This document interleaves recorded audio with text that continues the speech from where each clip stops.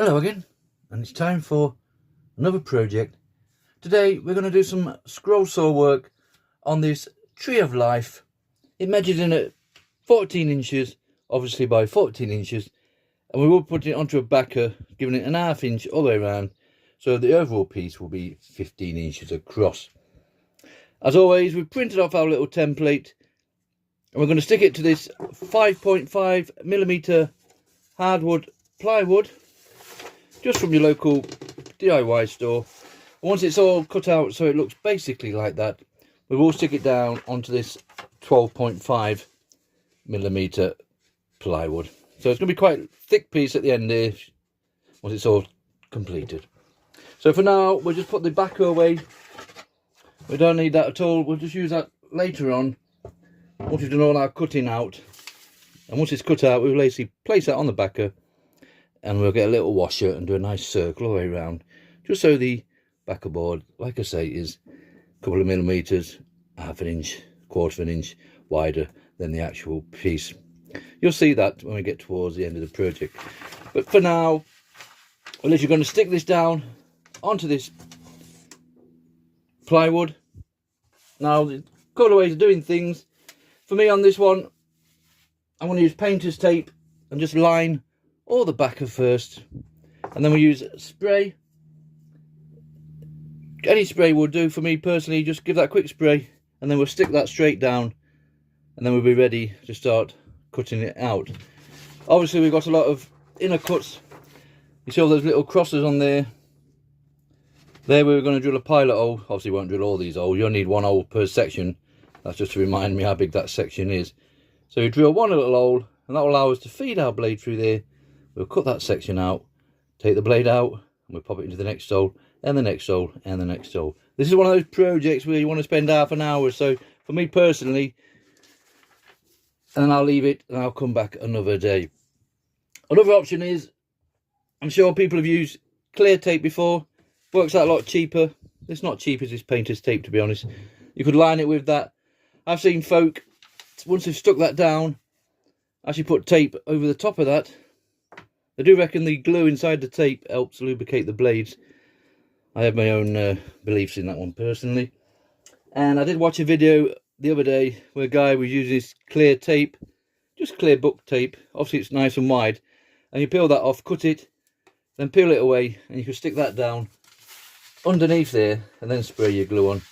So just find an option, watch a few videos on YouTube and such, and see what works for you. But for me personally, blue painter's tape underneath, it's proper now glue, and then we'll just get a nice drill. Now for me personally, the bigger the end on that drill, the better, because I do have a lot of hassle in feeding my blade through with adapter clamps and stuff. So, and we've got enough space in these to do a decent size hole, so we'll just use the one that's on today, and then we'll drill all these holes out. I'll talk to you about the blades for a couple of minutes, and then we can get in and start cutting this one out. Let's put our tape and glue down first.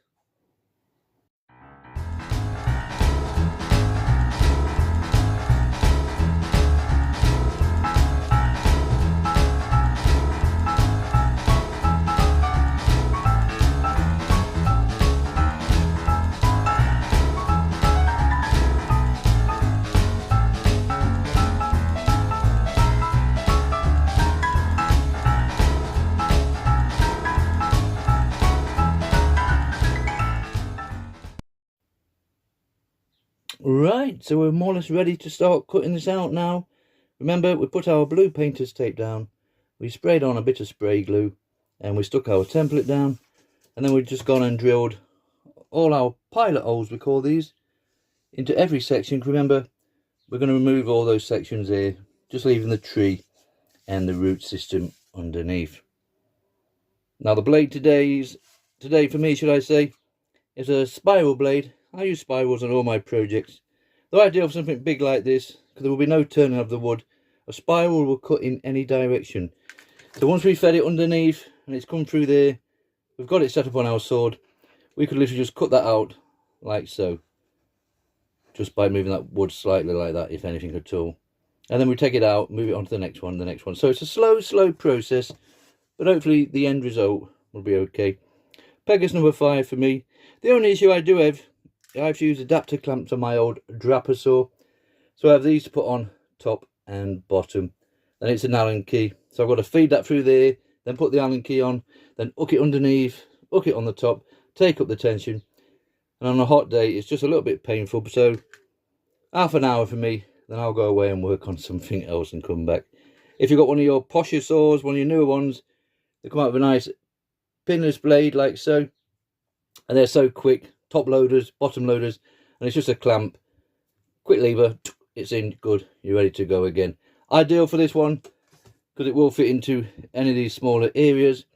If you've got the more basic saw with the pin blades, they have a little pin at both ends like so, and they hook onto a little hook, very similar to what I use.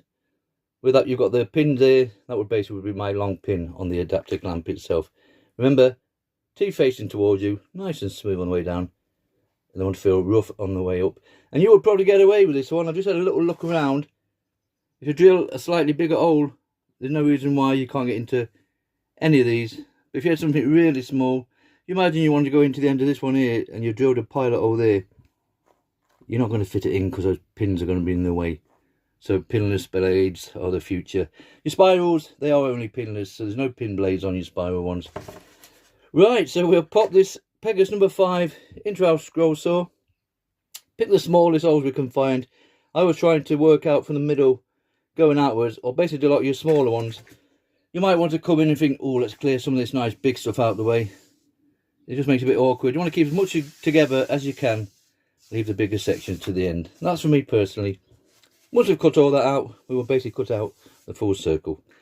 Okay, let's pop that in the saw and we'll start cutting this tree of life out.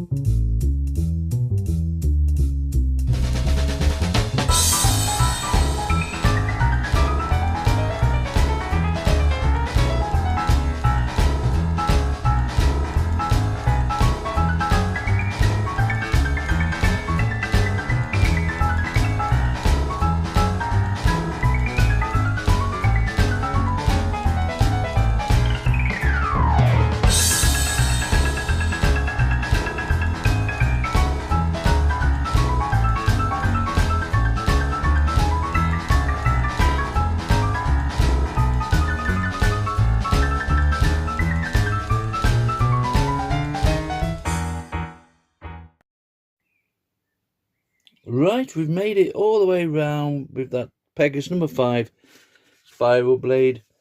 Now we've not lost anything, everything's still intact, so far so good. These kind of projects, if you'd broken something off, you could literally just cut across it and nobody would be any the wiser. The back's not too bad. There's some certain areas, especially towards the top here, where we've lost a couple of little pieces on the back. I don't know what we're going to call it, but there's no so it's not going to affect anything. When we finally get towards the finishing, we'll go around with a bit of sandpaper like so and just remove all those little nodulars. But for now, we're just going to pop it back on the scroll saw and literally just cut out this circle, and then we'll place it on the back. Remember, we'll get our little washer. I will show you that once we get there, and we'll mark it off, and then we'll cut that circle out, so the actual finished project will be near enough round as it is now. So back on the scroll saw, cut this one out, and then we'll come back and sort the backer out.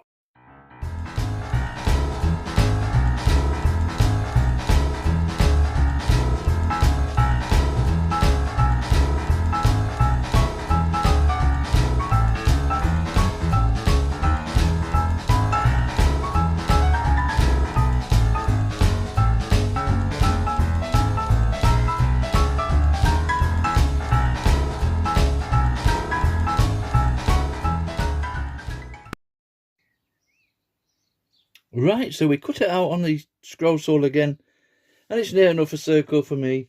And then I just popped it on the belt sander just to smooth those edges off. The only thing with plywood, you're going to have to look around and see any little voids, any holes. That is just the nature of the wood. And there's one there, a little pinhole, but we'll put a bit of filler in there, that's no problem whatsoever. That's certainly not an issue. Now we're just going to do our backer first. Remember, we have to peel all this tape off underneath like that. But we'll take our time. We'll come back and do that later on. I'm in no rush to do that, that's for sure. And definitely take your time around those fragile branches. So there's our backer, 12mm I believe. This is 5.5 on this one. So we're just going to put that on there like so. We want to cut out another circle, just slightly bigger. Now for me, it's a simple washer. I have been known to use the one off the end of a sanding drum. That's plenty, and obviously you can look at the width of that from the centre hole. That will be the width of your backer. And I've used any little washers you can find, rubber washers. I've also been known to go around the inside of a tape, which we're going to do today, because that's about the width I want, the thickness of that. Some obviously are thicker than others. So just find what you want to use. Like I say, I'm going to go around with the tape. You will find a washer, certainly a lot easier. But it is just a little bit too narrow for my backer. So we've set it up basically. Ideally, you could take that in position. I'm just going to hold it down. We'll get our pencil and we'll just pop it in there and literally just draw around it. We'll show you quickly.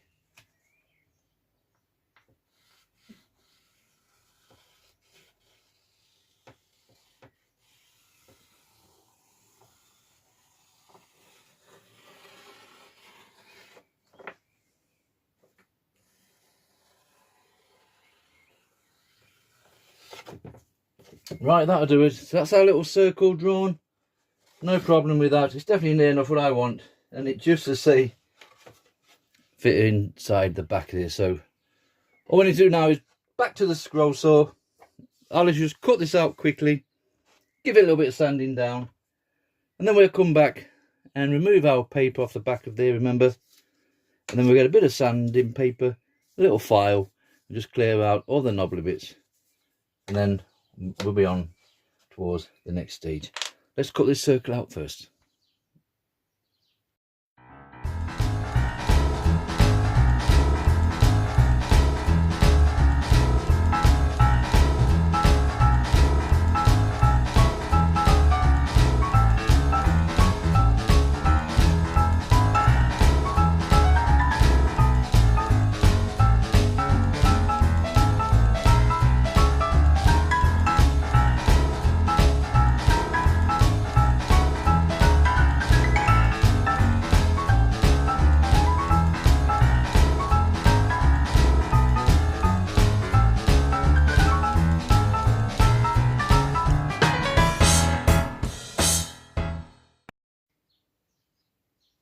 Right, that's enough general tidying up and sanding down for me.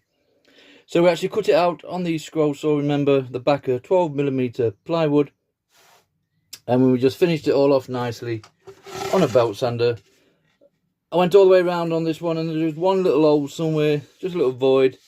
Probably won't find it now. We just put a bit of wood filler in, filled it all in, sanded it all nice and smooth. And we just took those edges off with a bit of sandpaper.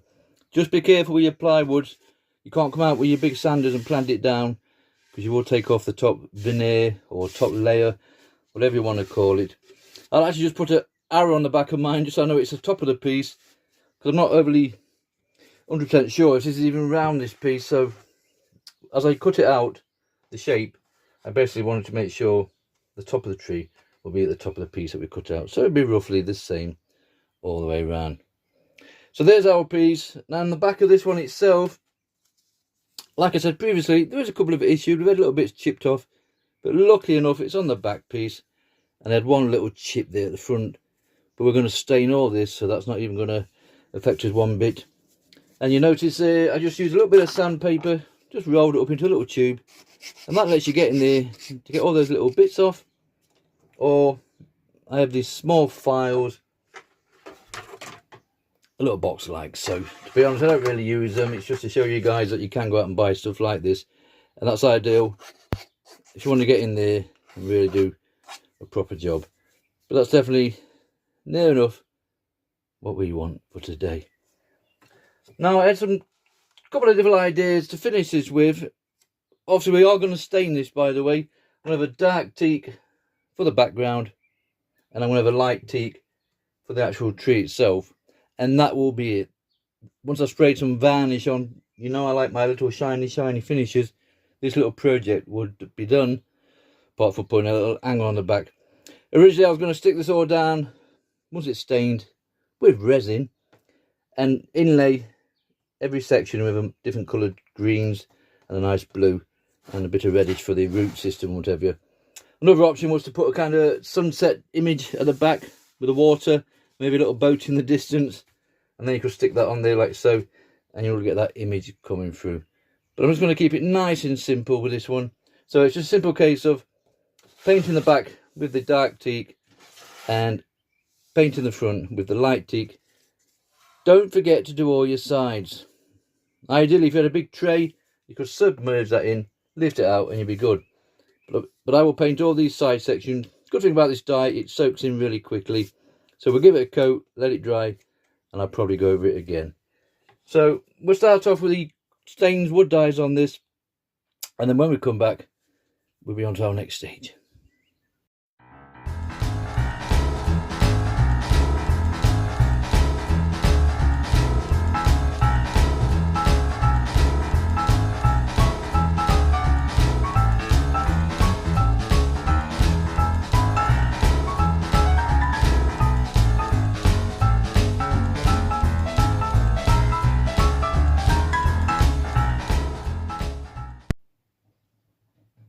Right, that's both pieces nicely stained. We've done all the side sections, all inside there. That's probably the longest bit to do. Like I said previously, it would be nice to have a little tray full of the dye. You could have submerged it in, picked it all out, and then hung it up to dry. But just a simple old brush for me. We're not overly concerned about the back, obviously, because we're not going to see any of that. We are going to stick this down with little dabs of some nice super glue and just stick it all to the backer. So that's all nicely done. So that's ready for spraying. I will spray these with varnish as two separate pieces, just to make sure we cover it all. And there's our backer the same. And I actually did the back of that one. And to be honest, I can't remember which is the back and which is the front. So one does look slightly better, and I can hardly see those pencil lines that are left in. So I think this is the best looking side. This will look totally different again once we put a bit of clear varnish on. And that's why it puts it on. It will darken it down and also give it a nice shine. So we'll spray it 3 or 4 coats, get a nice shine going, like I say, and I'll take it outside and we'll hang the topper piece and do exactly the same with that. But I'll do a little quick spray just to show you.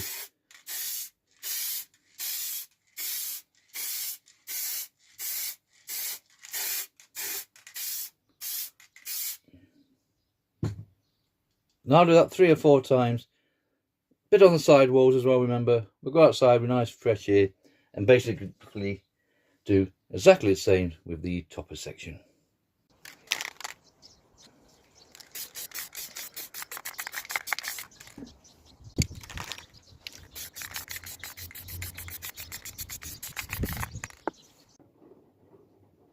Right, there's our 2 bits all nicely sprayed off with the varnish. I have no preference. I started on 151 and I'll finish with a gloss varnish, or either way, whatever I can find on the day I'll use for spraying with. These are indoor pieces, so we don't have to go too carried away. It's just enough to give it a nice shine and a finish.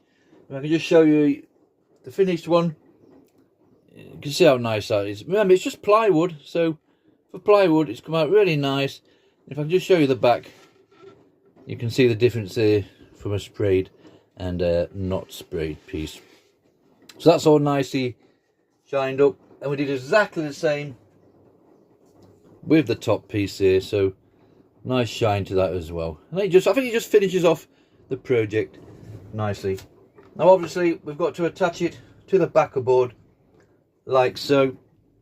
On pieces like this I've done before, I would normally just brush resin on the back, just cover the whole piece with resin if it's a resin project, and literally just stick it down and leave it overnight. But as this is going to be the finished item as we see it now, I'm just going to super glue it on. Now I literally just proves how often I don't use super glue. I did find this one here which I've used before, and it's just one solid lump. To be honest, I couldn't even get the top off, and I found 3 tubes like this, so I've had to shoot down to the shops quickly and picked up a UHU, is it? All I saw was the word wood written there, so I've literally just purchased this. I have never used this glue before. I've had a little squirt out the top, and it comes out as a white, but it does say it's transparent once it's clear, so hopefully there won't be any mess at all. So the idea would be just to dab on as much as we can.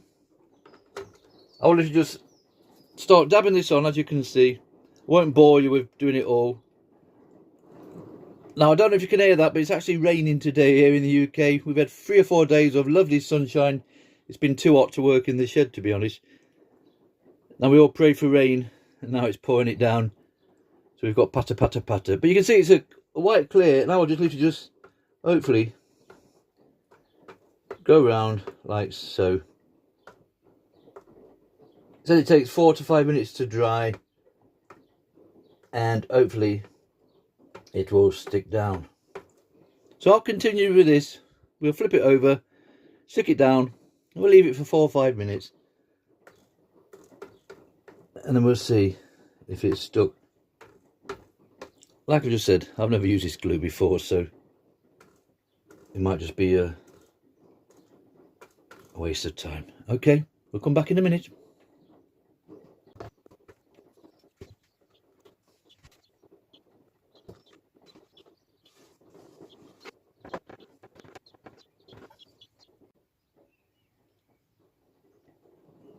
Right, so I left it for a good half an hour. I basically just grabbed hold of whatever I could just to put a little bit of weight on. I don't know if it needed it or not, but it certainly won't do it any harm. That's come off nice enough. And hopefully we're all stuck down. Can't see any leakages anywhere. So that's fine. Bit of dust on there from the shed. It's more or less central. To be honest, I don't think this template was a circle. Perfect circle, but that doesn't bother to me. That's quite I'm quite happy with that. So that's it. This little project is finished. Now originally I was going to inlay all these different sections with nice green, multi-green resin. Bit of blue in there maybe. Bit of orange or red at the bottom. But we've done those kind of projects before. So sometimes it's best just to step away and call it a day on certain projects. You can get a little bit carried away sometimes. I will put a simple hook on the back for hanging purposes. But apart from that, we're finished here. This little project is done. So that's it. So it's a tree of life cut out on 5.5mm plywood with a Pegas number 5 spiral blade. And then we use 12mm hardwood plywood for the backer piece. And then we use a dark teak and a light teak to stain it with, and a nice bit of clear varnish spray just to cover the whole piece. And we glued it down with some old, can't even find it now, UHU glue. And that seems to have stuck in place, and I'm happy enough with that. So I'll go indoors now, we'll pop a hook on, and we'll hang it up, and we'll see what it looks like. And it measures in at 15 inches, obviously, by 15 inches. Tree of life. Thank you very much for watching.